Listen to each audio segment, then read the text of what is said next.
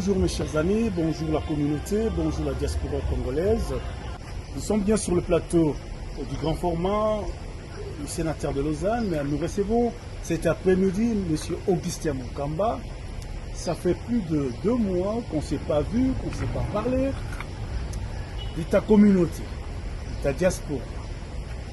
Il s'est passé bien beaucoup de choses, des événements, des joies, tels que des malheurs que nous avions subis dans la communauté. Et cet après-midi, l'occasion nous est donnée de rendre visite à notre coordinateur de la diaspora congolaise des Suisses. Bonjour M. Augustin Mukamba. Bonjour cher sénateur de Lausanne, M. Limbongo. Voilà, nous t'avons cherché, ça fait 2 mois et nous sommes pris congé depuis le dernier élément que nous avions fait avec, on peut se tutoyer, avec toi, voilà, avec toi, sur la santé communautaire, je me souviens bien, sur la Constitution. Vous aviez essayé de nous expliquer les enjeux qui tournaient autour d'un changement ou d'une modification, si on peut le dire ainsi. Changement ou révision. Ou révision, voilà. Qu'en est-il depuis là? Premièrement, je te remercie pour le travail que tu es en train d'abattre dans la communauté. Appuyé de certains, combattu des autres. Mais une chose est vraie, tant que tout ce que nous ferons, nous le ferons en bien et pour le bien. Je pense que ouais, la vérité finira par triompher et que nous devons continuer dans ce même sens-là. Nous avons épinglé beaucoup d'éléments avant, dont les principaux, tu as parlé, c'était la question liée à la Constitution que nous avons tenté d'expliquer à notre manière, avec une certaine modestie, reconnaissant qu'on n'a pas le monopole de la connaissance, mais néanmoins ce que nous connaissons, nous l'avons mis à la place publique. Et pour nous, diaspora, il était plus question aussi, diaspora suisse, la question de la santé communautaire que nous avons abordée, qui évolue bien. D'ailleurs, je crois que c'était le samedi 11, il y a eu une rencontre à Ouchy, dans ce sens-là. Donc, le pourparler, les discussions continuent, la sensibilisation continue. Et je remercie ceux-là qui se sont reconnus dans nos thèmes, qui nous ont encouragés, qui nous ont remerciés. Et ce qui fait que ça nous donne du tonus pour que nous puissions continuer. Donc, les débats continuent, tout en acceptant, en laissant la place à tout le monde, mais avec une recommandation que chacun fasse ce qu'il sait bien faire. Ce n'est pas en cours de route qu'on change de processus, qu'on change de statut. Et ce qui crée encore une certaine cacophonie, un certain désordre dans les processus vers le développement, vers les jours meilleurs pour notre pays.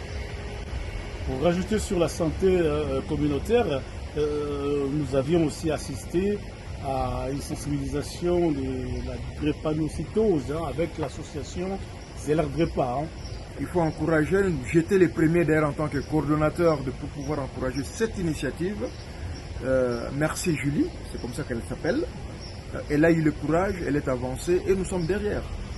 Et il y en a tant d'autres qui continuent justement dans ces initiatives-là, comme je dis que la question elle est vaste. Elle est tellement vaste que il faut ceux qui connaissent pour aborder là où ça fait mal. Là où ça fait mal. Nous allons directement passer un peu à l'association que vous dirigez, ou la coordination que vous dirigez. Quel est votre bilan? Vous êtes déjà à une année, si j'ai bonne mémoire, vous allez fêter dans quelques jours ou dans un mois votre première année de bilan. Donnez-nous un peu votre bilan sur la coordination de la diaspora congolaise. Là, on de Codicos, pour l'information au grand public, j'en profite de ce plateau pour vous donner l'information large. nous allons commémorer l'an 1 le 5 septembre. Ouais. Le lieu vous sera communiqué parce que nous sommes encore entre Fribourg et Lausanne. Mais probablement ça serait à Fribourg parce que, soi-disant, ça facilite le trafic pour ceux qui viendront de différents coins. Donc ça serait le 5 septembre. La question sur le bilan de l'an 1, je l'ai toujours dit, je le répète encore avec modestie, que on n'est pas la première, hein, ce n'est pas nous qui avons tracé le chemin. Il y a eu plusieurs tentatives dans le passé que nous reconnaissons qui ont abouti là où, là où ils se sont arrêtés. Et nous sommes la première structure, cette fois-là, je dirais, structurée officiellement, organisée, qui regroupe tous les Congolais, je dis bien tous les Congolais, toutes les Congolaises, tous les Congolais, toutes les associations. En cela, je m'appuie sur notre statut, savoir que nous sommes de la société civile. Nous ne sommes pas politiques. Nous sommes de la société civile. Bien que les gens vous taxent d'être... ça s'appelle l'ignorance. Ça s'appelle l'ignorance. Ça s'appelle aussi, vous savez, on se connaît. Hein. Qui veut noyer son chien l'accuse de rage. Et tous les arguments sont bons pourvu que l'objectif soit atteint. Mais j'en profite pour dire que nous sommes de la société civile. Nous regroupons et les associations. Vous arrivez quand même à tendre la main aux autres. Je dis bien, nous regroupons et les associations. Regrouper, c'est autre chose. Et les partis politiques. Tendre la main, c'est une autre. Nous sommes une fêtière. Vous n'allez pas exclure un enfant parce que, il a ses caprices. Néanmoins, on peut exclure pour ceux-là qui viendront mettre les bâtons dans la roue sur le bon fonctionnement. Et nous savons ce qui se passe, c'est plus la question de repositionnement. Mais nous gardons notre statut de fêtière, société civile, apolitique, ne soutenant ni pouvoir ni opposition, mais s'occupant de la question de la diaspora congolaise de Suisse face aux politiques, face au gouvernement, face à d'autres associations, face à d'autres événements, outre que les nôtres. Voilà, quels sont vos rapports avec les deux représentations de la RDC qui se trouveraient en Suisse ici? D'ailleurs, je voudrais même compléter avant que je puisse parler de nos relations. Dans les bilans 1, il y a des objectifs qui ont été assignés à notre comité, que je remercie d'ailleurs, que je loue pour le travail, combien ils sont en train de faire, contrairement à ceux qui entendront de l'extérieur ou ceux qui se feront des idées. Parmi les missions, c'était d'abord profiler. Il fallait savoir les Congolais sont où et ils font quoi. C'est ce que nous sommes en train de faire. Les Congolais se trouvant dans n'importe quel coin de la Suisse, mouvementés ou reculés, nous sommes ouverts et nous allons vers ces Congolais-là. Fut un moment, on était dispersés. Nous sommes en train de faire ce travail, de regrouper les anciens comme les nouveaux, parce que Toyokaki Makele Lewana, Batwa Kalana, Batwa Sika, na Mikolo, Nabana Mike, Basina Mibali, Bao Bazuina Mokandate, Nabo Bazana Mikanda. Non, nous c'est les Congo en Suisse. Donc toutes ces personnes-là ont leur place au sein du CODICOS dans le respect des règles établies. Maintenant, pour répondre à la question de notre rapport avec les représentations diplomatiques, ça ne peut être que de bonnes relations. Parce que qu'on les veuille ou pas, qu'on soit politique ou apolitique, qu'on soit régularisé ou non régularisé, à quelque part étant congolais ici sur la terre de la Suisse, ou n'importe où dans le monde, d'une manière ou d'une autre, on passera par la voie des missions diplomatiques. Je vais donner un exemple très simple. Je commence par ceux-là qui ne sont pas censés entrer en contact avec les missions diplomatiques. Au moment de la régularisation, une des premières questions qui arrive, c'est avoir les papiers de son pays. On les a où? On peut avoir certaines démarches, on a besoin de certains actes qu'on ne peut obtenir que par la voie officielle. Et que les gens comprennent que les représentations diplomatiques ne sont que des fonctionnaires. Ce n'est pas des bureaux politiques. dans le sens que politique politicienne. Pourquoi j'ai posé cette question? Parce qu'il y a 8 ans en arrière, hein, on remonte un peu le temps, les Congolais avaient du mal à accéder à leurs bâtiments, qu'on appelle notre pays. Hein. Il y avait un certain conflit qui existait à l'époque, avant que le président Félix Tshisekedi prenne la tête du pays.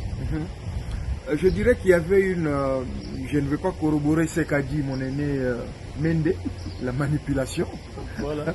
Mais quelque part, oui, je pense que il y a une confusion, et il y a encore une confusion qui règne aujourd'hui entre les lignes de démarcation des politiques, de la société civile et de la fonction publique. Ce qu'on appelle, la fonction, on appellera tout simplement administration. C'est plus simple pour que tout le monde comprenne. Quand on a besoin d'un document, des passeports, des attestations, donc on met ça dans la rubrique administration, c'est plus simple. Ce que je pourrais dire, que désormais que les gens sachent que les ambassades, ce ne sont que les bureaux administratifs. Exactement. Animés par des fonctionnaires de l'État. Voilà. Et si vous voulez encore ajouter, les fonctionnaires de l'État ont un statut par rapport à l'exercice politique. Plus loin, l'ambassade a un statut selon les conventions ou la convention de Vienne par rapport à sa population. Une des missions pour ceux qui font les relations internationales seront qu'une des missions d'une ambassade digne, c'est aussi défendre les intérêts de son peuple partout ici. Donc il y a eu confusion sur les lignes de démarcation où tout était mélangé, on dira mélange du genre. Et c'est le travail que nous sommes en train de faire, de reconstruire cette confiance, d'établir des lignes de démarcation, que la politique ne se passe pas à l'ambassade, que la société civile n'a rien à voir sur l'action politique, peut influencer, mais ce n'est pas un parti politique. Un regroupement de société civile, ce n'est pas un parti politique. Et un parti politique a aussi sa liberté et ses marges de manœuvre selon les lois établies. Donc il faut différencier ces choses-là. Et il y a eu cette cacophonie, ce mélange du genre, qui à un certain moment donné nous a bloqués tous. Aujourd'hui, nous sommes en train de rétablir les ordres et j'en profite pour remercier les animateurs d'aujourd'hui. D'une part, l'ambassadeur Mutombo Baka Fonsenda, qui est l'ambassadeur plénipotentiaire auprès de la communauté helvétique, c'est-à-dire auprès de la Suisse, du gouvernement suisse. Et de l'autre côté, son Excellence, Monsieur l'ambassadeur Paul Impolé, qui est ambassadeur accrédité aux Nations Unies et pour les institutions spécialisées à Genève.